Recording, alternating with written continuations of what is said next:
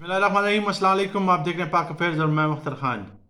PTI एक दफ़ा इस्तीफे दे चुकी है और दोबारा फिर इस्लामाबाद हाई कोर्ट में जो इस्तीफे जिनके जो 9-10 इस्तीफे स्पीकर साहब ने एक्सेप्ट किए थे, राजा प्रेजेश्वर साहब ने, वो अरकान दोबारा इस्लामाबाद हाई कोर्ट में उन्होंने पिटिशन दायर की। पिटिशन दायर करने के बाद उनका ये कहना था, आज जो उनके जो वकील हैं बैरिस्टर अली जफ़र, उनका ये कहना था कि जो स्पीकर साहब हैं उन्होंने इनको डिनोटिफाई किया है, इनके जो इस्तीफे हैं वो एक्सेप्ट किए हैं, बाकियों के नहीं किए हैं।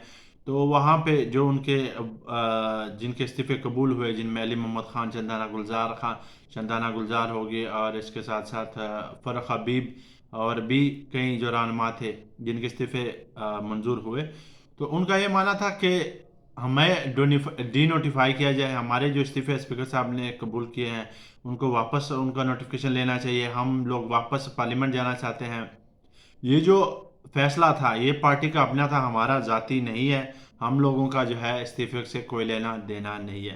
तो चीफ जस्टिस साहब ने कहा कि आप लोग ये चाहते हैं कि मैं आप लोगों के इस्तीफे इसलिए वापस लूँ ताकि आप लोग असम्बली का बायकाट कर सकें, मगर उसके बरक्स अभी फवाद चौधरी साहब ने ट्वीट किया कि ये कतन इसको गलत रंग दिया जा रहा है। असल में मामला ये था कि एक ऑडियो लीक हुई है जिसमें राना सनाउल्लाह और हयात सादिक साहब के दरमियान कन्वर्सेशन होती है, जिस पे असद उमर साहब एक बड़ी प्रेस कॉन्फ्रेंस भी कर चुके हैं, जो हमारे यूट्यूब चैनल पे आप देख भी सकते हैं।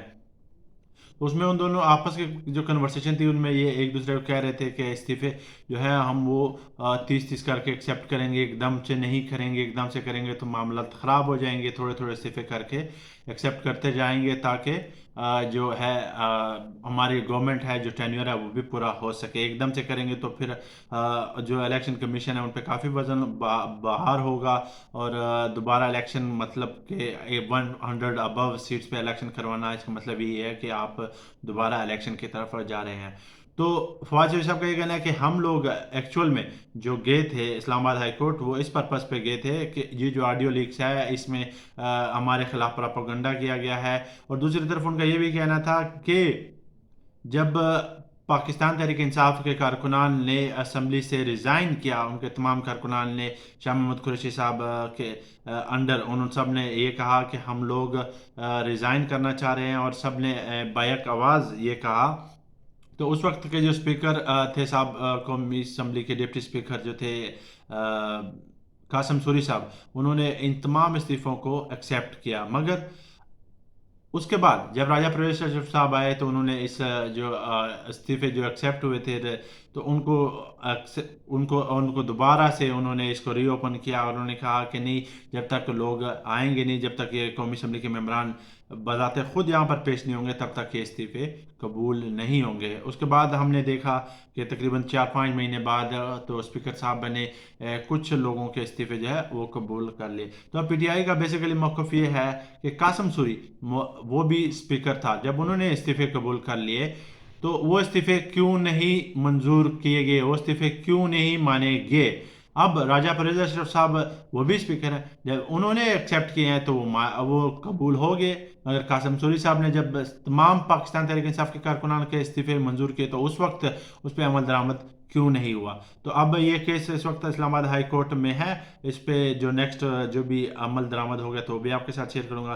दूसरा, इस्लामाबाद कचहरी में आशिफ बाज़िल साहब के जो पेशी थी, उनका ये कहना था कि मुझे मेरे एटीएम कार्ड, मेरा सीएनएसी और मेरे चश्मे वगैरह वापस किए जाएं, क्योंकि और इसमें लाइसेंस भी है, क्योंकि जो ये मौजूदा हुकूमत है ये मुझे सिक्योरिटी प्रोवाइड नहीं करी। तो मुअज़्ज़ज़ जो चीफ मुअज़्ज़ज़ वहाँ के जो एडिशनल जज साहब थे, सिपरा साहब, उन्होंने कहा कि ठीक है, आपको ये चीज़ें हम प्रोवाइड कर देते हैं। उनका ट्रायल भी था और सुपरदारी के लिहाज से उनका केस था, मगर वहाँ पर एक अनहोनी सी सूरत हाल ये थी कि जो वहाँ पर पीटीआई के कारकुनान थे उन्होंने कोर्ट रूम के अंदर ही शहबाज गिल के हक में नारे लगाना शुरू कर, शहबाज गिल के लिए उन्होंने नारे लगाना शुरू किए, जो कि उन्होंने प्रॉपर कोर्ट का जो माहौल है वो डिस्टर्ब किया हुआ था। और ऐसा जो है इससे कबल हमने कहीं पे भी नहीं देखा। तो ये एक जज की जो है, इसको हम कह सकते कोर्ट ऑफ कंटेम्प्ट भी कह सकते हैं। तो नेक्स्ट टाइम ऐसा अगर हुआ तो ये लकीली उन पर कोर्ट ऑफ कंटेम्प्ट नहीं लगाया गया, मुझे नहीं समझ आ रही कि क्यों नहीं लगाया गया। तो खैर लकीली उन पर नहीं लगाया गया। سب سے لاسٹ میں جو اہم بات ہے وہ یہ ہے کہ اسلام آباد کو ایک دفعہ سے پھر سے کنٹینروں سے بھر دیا گیا ہے. ہر طرف کنٹینر ہی کنٹینر، 1100 سے زائد کنٹینر اسلام آباد کی انتظامیہ انہوں نے اسلام آباد کے سراؤنڈنگز جتنے بھی انٹری پوائنٹ ہے اور ایگزٹ پوائنٹ ہے وہاں پر انہوں نے لگانا شروع کر دیا. فیض آباد کو اس وقت کنٹینرستان بنا دیا گیا ہے، ہر طرف کنٹینر ہی کنٹینر. اور انتظامیہ کا یہ بھی کہنا ہے کہ جب تک جب یہ اعلان کریں گے پی ٹی آئی والے لانگ مارچ کا، تو اس کے بعد سے اسلام آباد کو مکمل طور پر سیل کر دیا جائے گا. اسلام آباد میں جتنی بھی ایکٹیویٹیز ہیں، چاہے وہ یونیورسٹی، اسکول، کالجز، تمام کو بند کر دیا جائے گا. اور ایگزام کے اسکیجول جو ہے وہ بھی متاثر ہوگا. لوگوں کی زندگی جو ہے وہ ایک اسلام آباد کو جتنی پاپولیشن ہے اس کو ایک قلعہ نما اسلام آباد میں بند کر دیا جائے گا. تو سوال یہ ہوتا ہے کہ جناب یہ کب تک، آخر کب تک؟ اسلام آباد کے لوگوں کا کیا قصور ہے؟ کوئی بھی لانگ مارچ کرنے آتا ہے تو ان کی زندگی کو محصور بنا دیا جاتا ہے. اس کا ایک پرماننٹ سولوشن نکلنا چاہیے. یہ کوئی طریقہ نہیں ہے. لوگوں کا حق ہے احتجاج کرنا، لوگوں کا حق ہے پروٹیسٹ کرنا. آپ ان کو پروٹیسٹ کرنے دیں، آپ ان کو ایک جگہ دیں. یہ مطلب نہیں کہ آپ لوگ راستوں کو بند کر دیں. ماضی میں ہم نے دیکھا کہ عمران خان کی جب حکومت تھی تو پی ڈی ایم یہاں پر پروٹیسٹ کرنے آتی تھی، تو ہم نے ایسے کئی صورتحال نہیں دیکھی.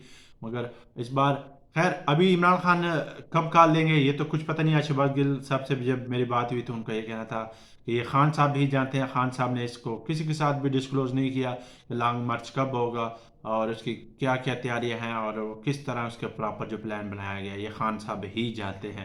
شہباز گل صاحب کا یہ کہنا تھا. اس کے ساتھ مجھے دیا جائے انشاءاللہ آپ لوگوں کے ساتھ جو بھی نیکسٹ اپڈیٹ ہوگی اسلام آباد اور پاکستان کے جو پالیٹکس ہے تو آپ کے ساتھ شیئر کرتے رہیں گے. تب تک اللہ حافظ.